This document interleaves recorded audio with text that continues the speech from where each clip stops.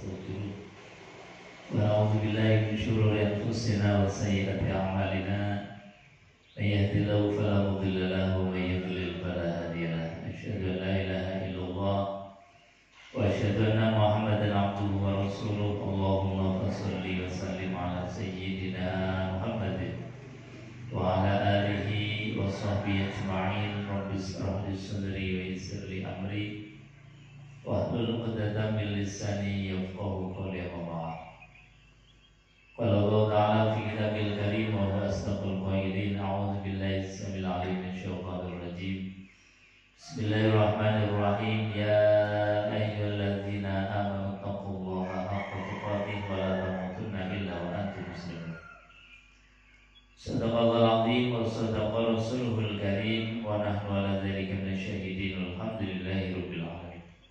Bapak Ibu hadirin jemaah yang dimuliakan Allah Subhanahu wa taala, alhamdulillah pagi yang segar ini kita ditakdir kembali oleh Allah Subhanahu wa taala untuk bisa menikmati hidangan jamuan Allah sholat subuh berjamaah. Ini adalah nikmat yang luar biasa diberikan oleh Allah. Tidak semua orang diberikan nikmat ini. Tidak semua orang diberikan kesempatan untuk rukuk dan sujud di pagi ini. Maka rukuk dan sujudnya kita di pagi yang cerah ini adalah nikmat yang besar, patut kita syukuri biqaulina alhamdulillahirabbil alamin. Kedua kalinya salawat dan salam kita haturkan kehadiran baginda Nabi besar Muhammad sallallahu alaihi wasallam. Allahumma shalli ala Muhammad. Bapak Ibu hadirin jemaah yang dimuliakan Allah, kita lanjutkan tafsir Al-Quranul Karim masih pada surat Al-Baqarah. Dalam rangkaian kisah tentang kaum Bani Israel, di ayat yang ke-60 ini Allah sampaikan di antara mukjizat Allah yang diberikan kepada Nabiullah Musa alaihissalatu wassalam. Dan ini rasanya kita sangat bersyukur sekali menjadi umat Rasulullah sallallahu alaihi wasallam, yang Rasulullah sallallahu alaihi wasallam diberikan mukjizat oleh Allah, mukjizat yang sepanjang masa, bukan hanya temporer saat itu, tapi mukjizat yang Allah berikan kepada baginda Rasulullah sallallahu alaihi wasallam sampai zaman kita masih bisa menikmati, masih bisa melihat, masih bisa menyaksikan mukjizat Allah yang diturunkan kepada baginda Rasulullah sallallahu alaihi wasallam, yaitu Al-Qur'anul Karim. Jadi kalau kita pengen lihat mukjizat, bukalah Quran. Kalau pengen kita melihat mukjizat, bacalah Al-Quran.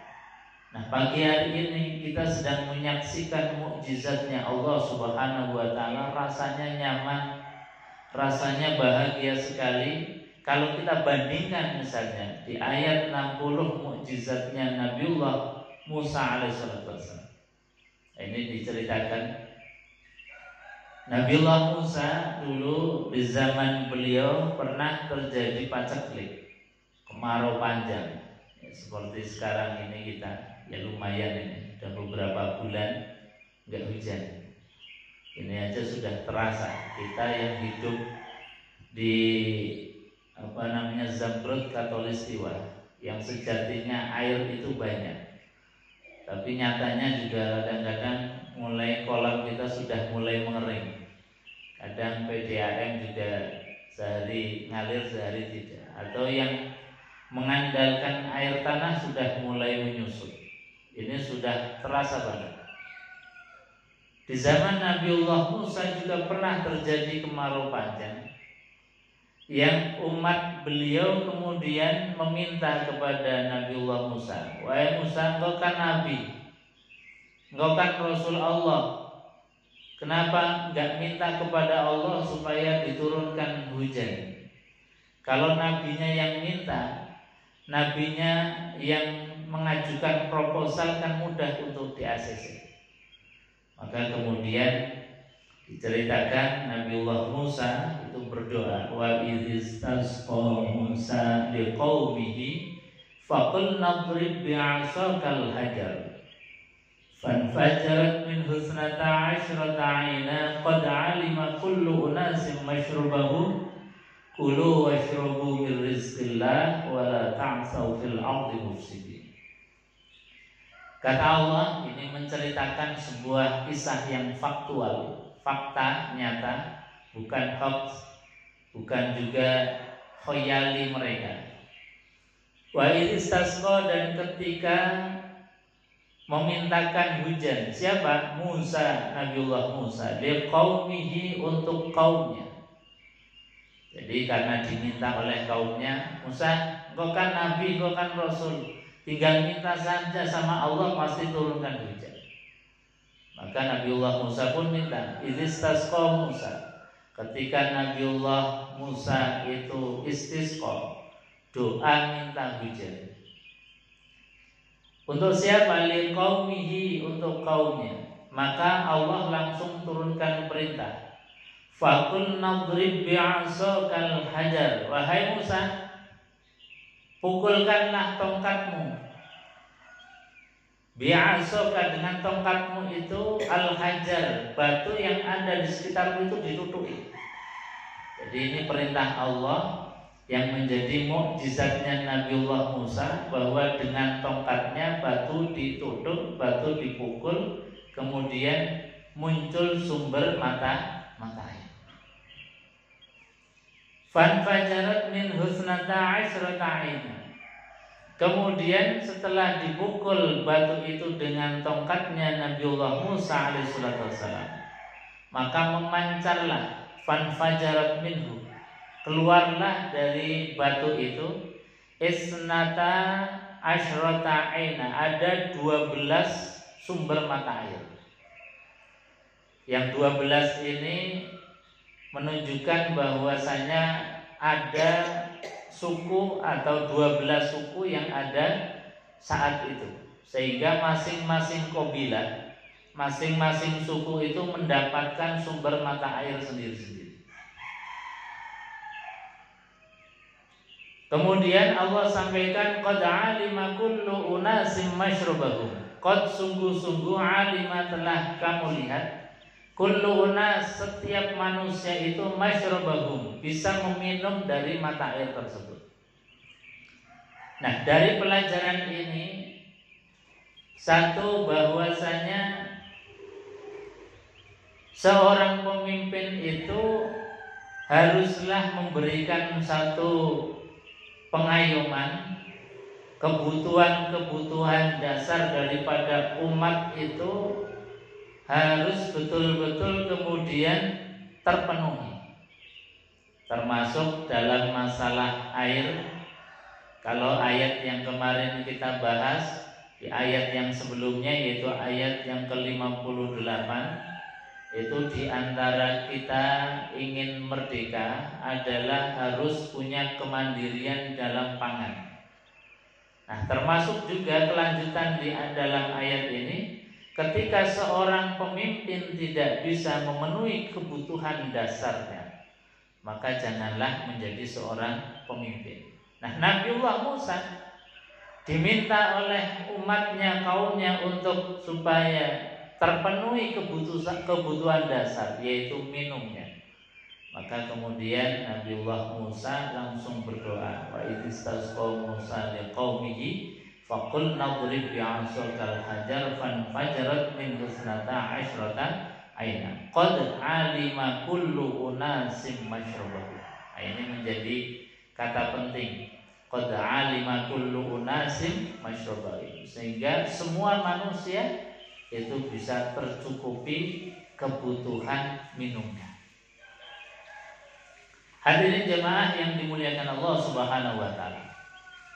Jadi cara istisqa Nabiullah Musa itu Allah perintahkan hanya memukulkan tongkat ke batu, langsung keluar sumber mata air. Tapi ini kan nggak bisa sembarang orang kemudian bisa. Artinya apa? Mukjizat ini hanya terjadi sesaat saja di zaman Nabiullah Musa. Bahkan andai kata mungkin Nabiullah Musa itu disuruh mengulang pun nggak bisa, karena tidak diperintahkan oleh Allah. Hanya sekali itu toh.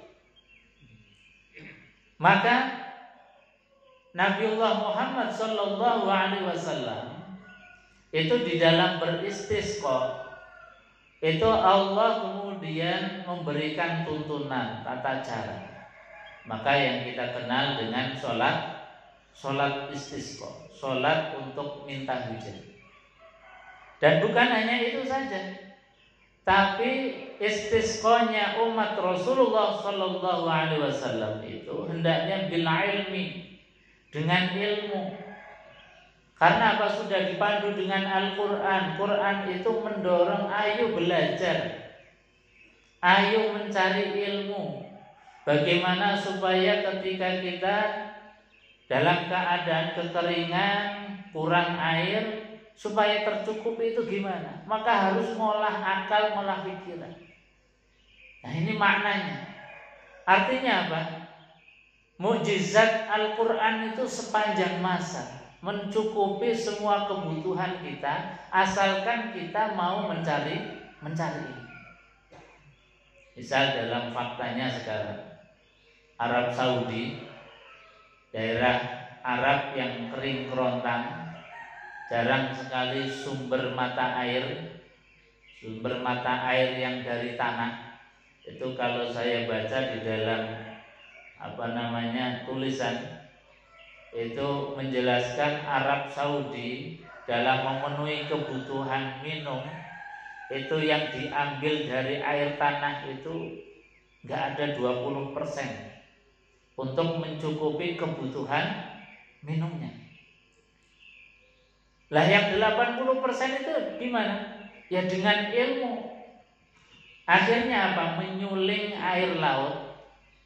Air laut itu diolah dengan teknologi yang modern, yang asalnya asin kemudian dirubah jadi tawar, yang asalnya nggak bisa dikonsumsi sekarang bisa dikonsumsi. Bahkan kita melihat kalau ke sana haji atau umroh, itu setiap tanaman ada kerannya sendiri. Artinya apa?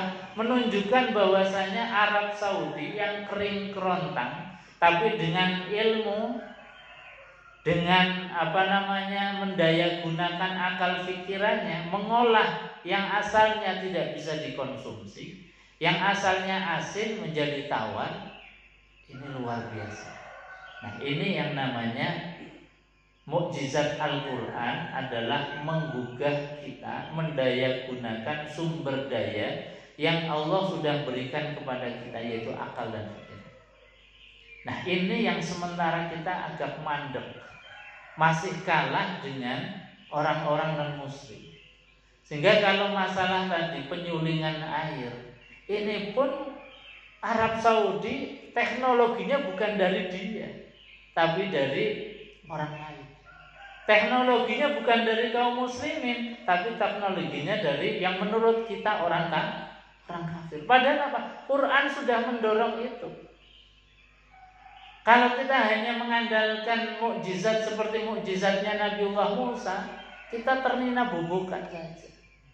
Nah ini menjadi PR besar kita. Seringkali kita memahami agama itu dalam tanda kutip agama yang mahdoh saja, sholat, puasa. Padahal agama itu mencangkup semua kebutuhan dasar kita menjadi manusia. Maka ini yang harus mindset kita rubah betul, bahwa mempelajari ilmu agama itu bukan hanya di pesantren, bukan hanya belajar Quran, hadis, bukan hanya belajar sholat yang baik, tetapi semua ilmu dalam tatanan menjadikan kita ini manusia yang beradab dan berkeadaban, itu semua adalah agama. Makanya ketika kita misalnya anak kita belajar di kampus teknik anak kita belajar di fakultas ekonomi, itu belajar agama. Nah sementara kita ini mindsetnya agama itu seperti tadi, agama yang hanya mengajarkan mahdhuf saja. Ini satu kesalahan mendasar kita. Sehingga apa? Anak-anak yang belajar menurut kita di fakultas-fakultas umum itu seperti nggak belajar agama. Hiroh agamanya hilang.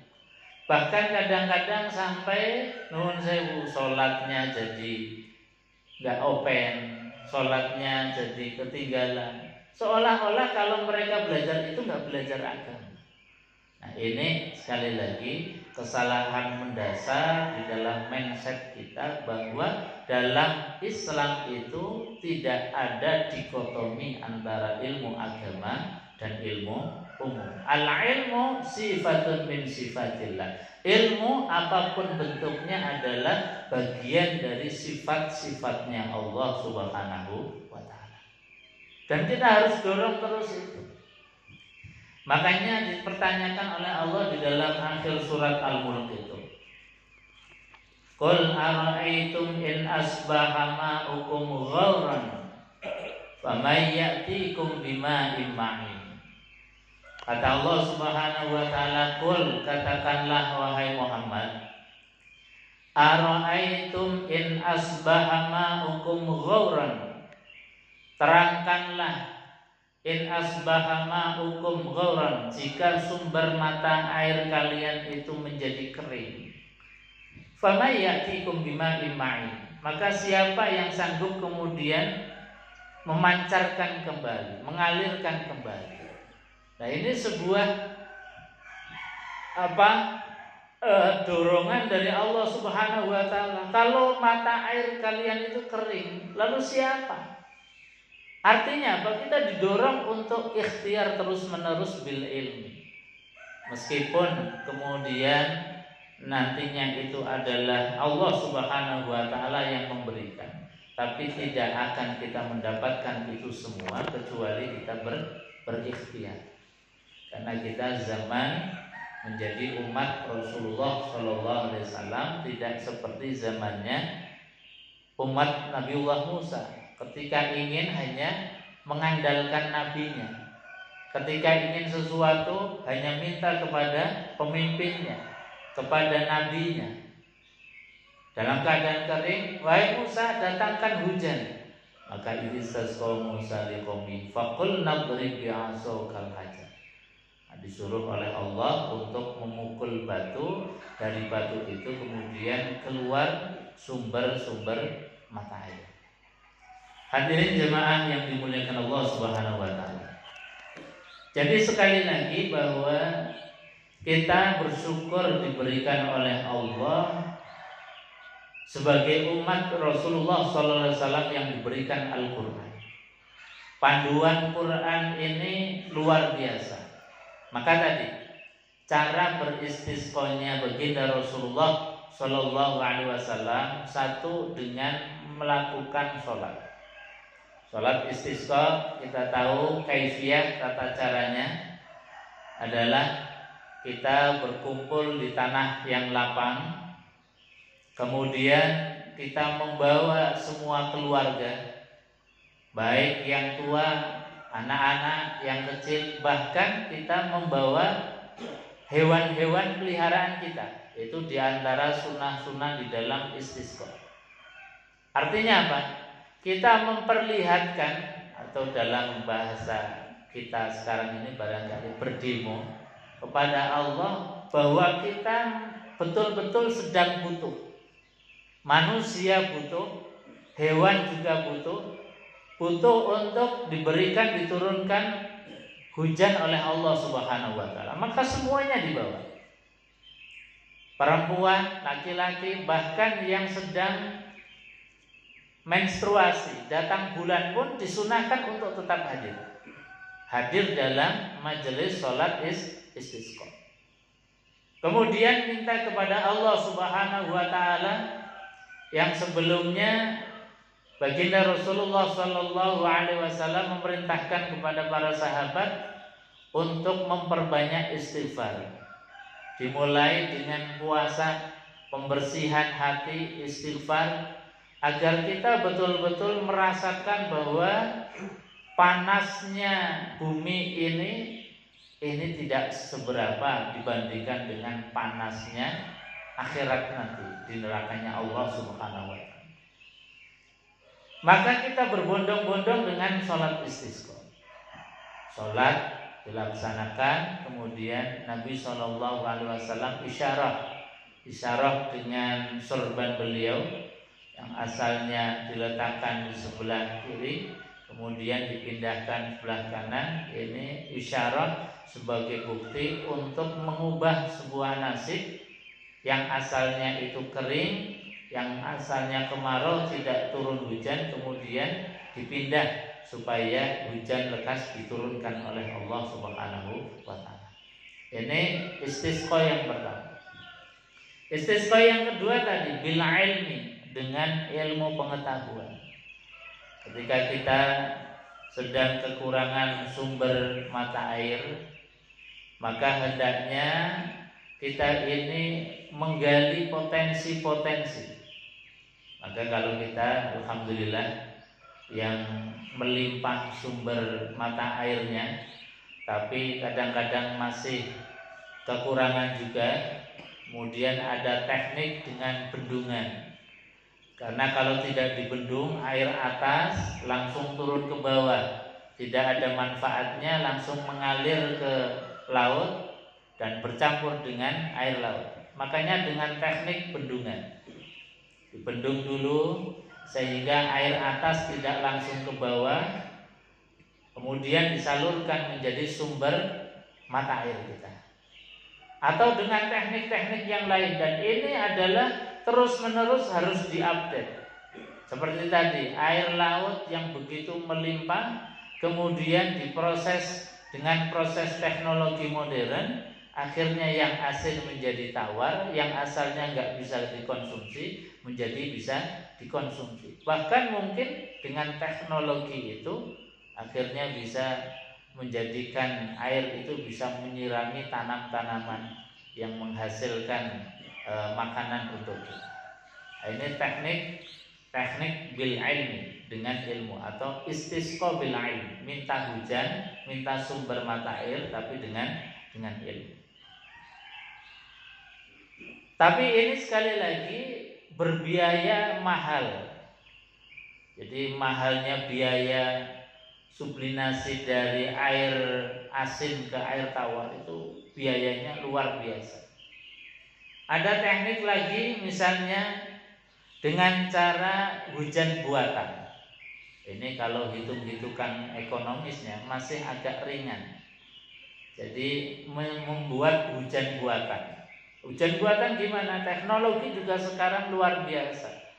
Dengan menyebar benih-benih awan, yaitu dengan menyebarkan garam, kemudian awan-awan yang asalnya tidak mau menjadi awan yang menurunkan hujan, akhirnya menggumpal menjadi gumpalan awan yang berpotensi menjadi sumber air hujan.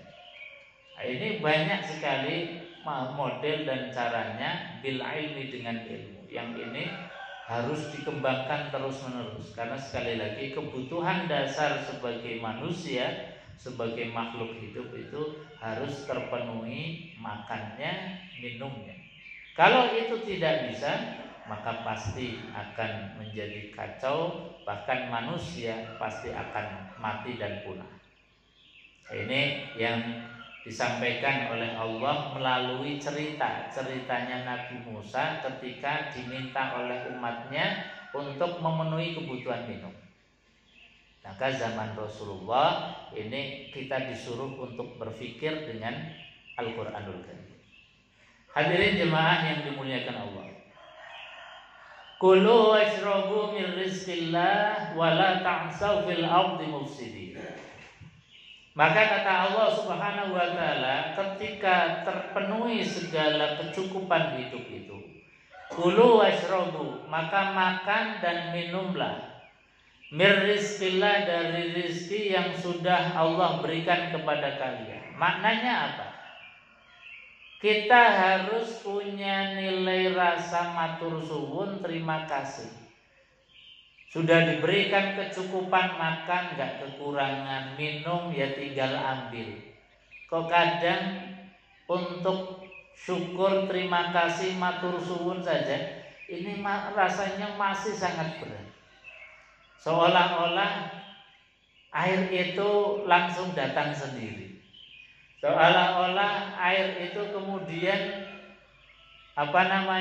tidak harus mencari, tidak harus membeli, sudah tahu-tahu sudah dicepatkan Gusti Allah. Maka kadang kita sebagai umat Islam, khususnya yang berada di Indonesia, yang air ini gampang, kadang lupa untuk berterima kasih kepada Allah Subhanahu wa taala. Makanya diingatkan oleh Allah bahwasanya makan minum dari rezeki yang sudah Allah berikan, kemudian kalian bersyukurlah, matur suwun, berterima kasihlah kepada Allah Subhanahu wa taala. Terima kasih dengan cara apa? Allah hanya meminta kita itu untuk bergembira. Kita diperintahkan oleh Allah, qul bi fadlillah wa bi rahmatihi fa bidzalika falyafrahu. Katakanlah wahai Muhammad, ketika kalian mendapatkan nikmat karunia dari Allah Subhanahu wa taala, falyafrahu, maka bergembiralah. Ini satu ekspresi syukur, gembira. Jangan jadi orang Rasulullah terus. Diberikan air hujan, Rasulullah, diberikan panas, Rasulullah. Nah, ini memang wataknya manusia begitu. Tapi kita harus ngerem diri bahwa panas yaitu nikmat Allah, harus mengkaji dan menggali potensi kita. Artinya Allah ingin pikiran kita itu hidup. Allah ingin agar kita itu ikhtiar. Ketika diberikan hujan pun kita bersyukur terus kepada Allah Subhanahu wa taala. Ini kita ini jangan jadi orang yang sukanya itu mengeluh Rasulullah terus. Ini yang pertama. Jadi harus bersyukur. Maka ekspresi syukur itu bisa diekspresikan dengan berbagai macam cara. Yang penting jangan pernah mengeluh. Jangan pernah mengeluh. Yang kedua, baginda Allah Subhanahu wa taala atas nikmat yang Allah berikan itu, Allah hanya minta, inna a'tainakal kautsar fasholli li rabbik. Sesungguhnya kami telah memberikan kepada engkau al-kautsar, nikmat yang banyak, termasuk nikmat kecukupan air, nikmat kecukupan pangan. Maka Allah hanya minta, fasholli li rabbik, sholatlah. Kemudian kalau ada rezeki di Idul Adha, wanhar, berkurbanlah. Berkurban itu artinya kita berbagi. Berbagi, kalau kurban secara syariat itu kurban pas waktu Idul Kurban. Tapi wanhar itu juga maknanya ketika kita diberikan nikmat apapun dari Allah Subhanahu wa taala, jangan dinikmati sendiri, tapi kita berbagi kepada yang lain. Itu bagian dari syukur. Kenapa? Karena kata Allah di dalam Al-Qur'anul Karim, wa fi amwalihim haqqul lisaili wal mahrum. Ketahuilah bahwa fi amwalihim, dalam hartanya kalian itu ada haqqul lisail, haknya orang yang meminta-minta, yang karena memang butuh kemudian gak punya apa-apa saking terdesaknya, kemudian meninggalkan harga dirinya. Harga dirinya itu diselehke, kemudian minta. Orang minta itu kan sejatinya dia itu mengorbankan harga diri. Saking butuhnya sampai harga dirinya saja dikorbankan. Malu Yustin. Dianggap gak punya harga diri Yustin. Karena apa? Saking butuhnya sehingga minta. Maka orang yang meminta itu punya hak atas harta kita. Wal mahrum, dan juga di harta kalian ada haknya orang yang tidak mampu tapi karena menjaga harga dirinya, mereka tidak mau meminta. Janjane butuh, tapi karena menjaga harga diri tidak mau meminta. Nah, kita yang dititipi oleh Allah itu yang harusnya punya empati, punya rasa kepedulian. Oh, ketoke kok wajahnya rada merengut, berarti rada ono masalah. Ditanya, Mas, Mbak, Pak, Dek, enten napa to? Kok wajahnya rada enggak pakai sumringah? Oh, berarti ada problem. Ditanya. Kalau problem ekonomi kita ada, kita mampu berikan. Karena apa? Karena ada haknya dia, ada haknya orang lain. Ini konstitusi Quran. Wa fi amwalihim haqqul lisa'il wal mahrum. Kita punya rumah, sertifikatnya atas nama kita, tapi tidak 100% milik kita. Ada haknya orang lain. Makanya kalau ada tamu, kita persilahkan untuk masuk. Ada haknya masyarakat, RT-nan pas ketiban di rumah kita. Itu haknya masyarakat, haknya orang lain. Kita punya kendaraan, BPKB-nya atas nama kita, tapi jangan pernah menganggap bahwa 100% itu milik kita. Ada hakul lisa'in wal mahrum. Sehingga misalnya ada tetangga mau ke rumah sakit, bingung, gak ada kendaraan, kita tawari, Pak, mau berobat, ayo tak bantu, tak antar. Nah, itu namanya kita faham konstitusi Quran. Wa fi amwalihim haqqul lisa'il wal mahrum. Jadi jangan menganggap ini kan mobil-mobilku tak bayar di dewe, BPKB atas nama saya, kemudian sama sekali rumah gak pernah disinggahi orang. Persis kaya rumah keong. Ngertos rumah keong, Pak? Rumah keong itu kan nggak pernah dimasuki oleh keong yang lain, hanya dimasuki oleh dirinya sendiri. Bahkan saking pelitnya keong, rumahnya dibawa kemana? Ini saking pelitnya keong. Maka jangan pernah kita meniru seperti keong. Rumahnya ditutup rapat-rapat, nggak pernah dimasuki oleh orang. Nah, ini namanya orang yang tidak tahu konstitusi Quran. Konstitusi Quran, kita punya pemahaman, keyakinan apapun bentuk rizki dari Allah ada hakul lisa'il wal mahrum. Nah, termasuk harta yang menempel di tubuh kita.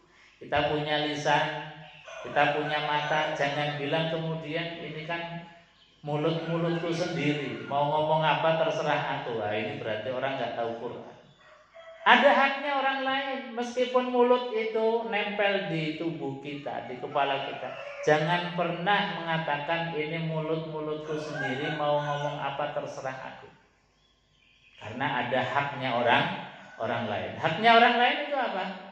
Haknya orang lain itu pengennya mendapatkan ucapan dari kita, ucapan yang baik, ucapan yang menghibur ketika kita sedang sedih, ucapan nasihat kalau kita ini butuh nasihat, ucapan motivasi ketika kita sedang down, ucapan doa sehingga kita ini agar lebih baik lagi. Itu haknya orang lain dari lisan kita.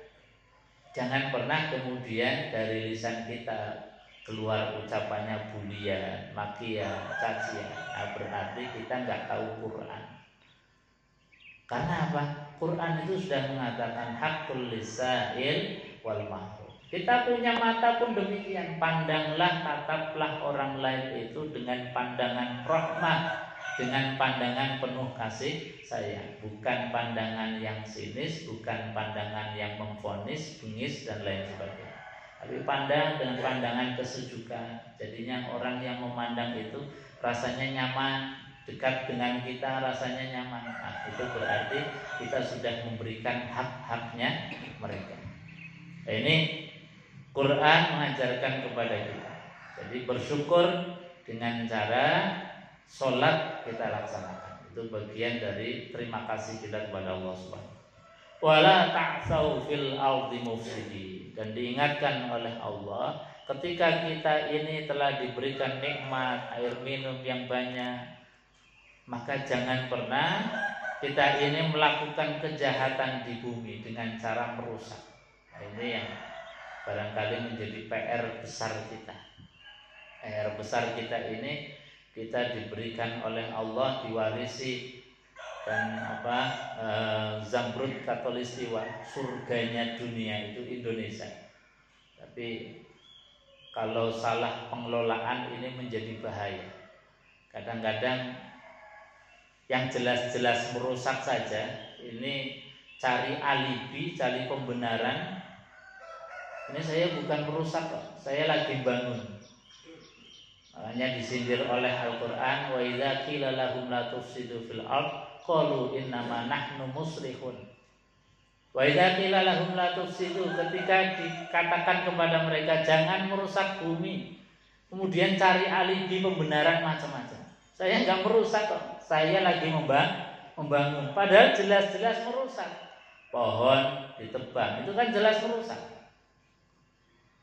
Ada ekosistem yang sudah berjalan, di situ ada sarang burung, ada sarang semut dan sebagainya yang sudah lebih dulu tinggal di situ dibandingkan dengan kita, kemudian digusur, alasan kita membangun.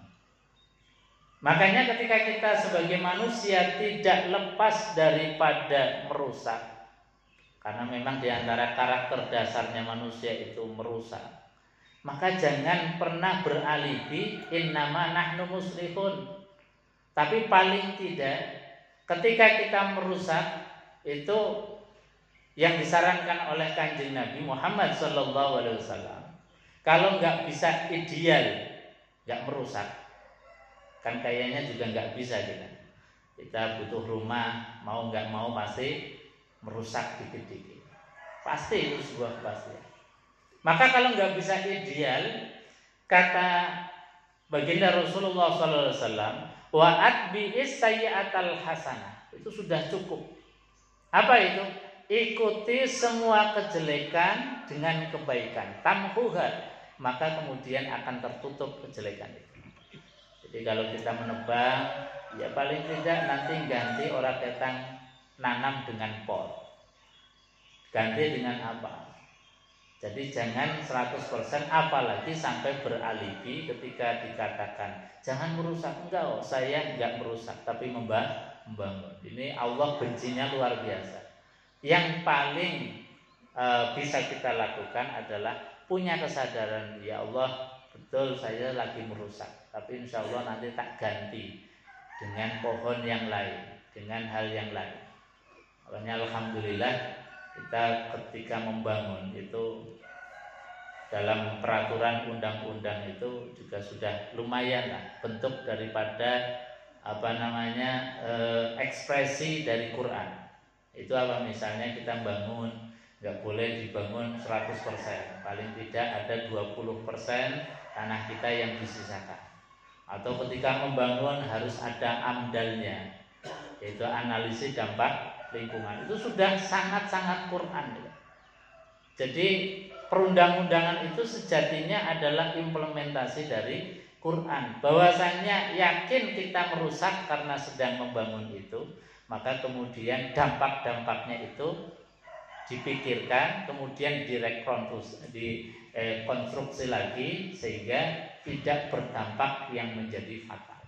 Sehingga seperti tadi, sumber-sumber air tidak menjadi kering karena ulah kita sendiri. Nah, ini Quran mengajarkan kepada kita untuk senantiasa menjaga bumi ini, menjaga peradaban ini, agar kita ini tetap menjadi manusia-manusia yang bersyukur kepada Allah Subhanahu wa taala.